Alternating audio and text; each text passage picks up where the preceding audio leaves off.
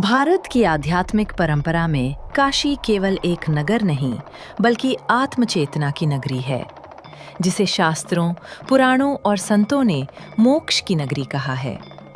अक्सर कहा जाता है कि काशी मृत्यु से जुड़ी है, पर सत्य ये है कि काशी मृत्यु की नहीं, मृत्यु भय से मुक्ति की नगरी है। मान्यता है कि काशी में देह त्याग करने वाले मनुष्य के कान में स्वयं भगवान शिव तारक मंत्र देते हैं, जिससे आत्मा कर्म बंधन से मुक्त होकर मोक्ष प्राप्त कर लेता है।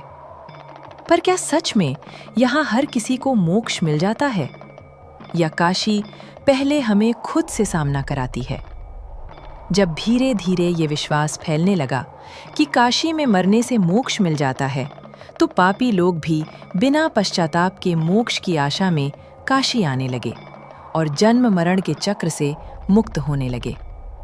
इससे जीवन चक्र और धर्म का संतुलन बिगड़ने लगा। तब यमराज चिंतित होकर भगवान शिव के पास पहुंचे और पूछा, महादेव, यदि बिना कर्म देखे सबको मोक्ष मिलने लगे तो सृष्टि कैसे चलेगी? तब महादेव ने गंभीर स्वर में उत्तर दिया, यमराज, मोक्ष कोई पुरस्कार नहीं है, न कोई दान, न कोई छूट। मोक्ष तो पवित्र आत्मा का अंतिम पड़ाव है, जहां केवल वही पहुंचता है जो भीतर से रिक्त हो चुका हो। काशी कोई शरण स्थली नहीं, यह अंतिम छननी है। जो प्राणी आज भी लालच से भरा है, अहंकार से जकड़ा है और वासना से बंधा है, वह काशी में टिक ही नहीं पाता। या तो वह स्वयं काशी छोड़ देता है, या फिर जीवन शैली बदलने को विवश हो जाता है। जब जीव का अभिमान गल चुका होता है, जब भय नहीं, केवल स्वीकार शेष रहता है, तभी मैं उसके कान में तारक मंत्र देता हूँ।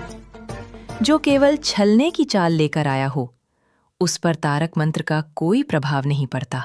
इसी संतुलन के लिए शिव ने काल भैरव को काशी का अधिपति बनाया, जो यह तय करते हैं कि कौन व्यक्ति केवल शारीरिक मृत्यु के लिए काशी आया है और कौन अपने जीवन भर के विकार, अहंकार, भय, पाप और मानसिक आसक्ति को त्यागने की तैयारी के साथ आया है। इसलिए कहा गया है कि काशी चालाकों की शरण स्थली नहीं, बल्कि पवित्र जीवात्मा की मोक्ष स्थली है। जो पात्र है वही मोक्ष की ओर बढ़ता है।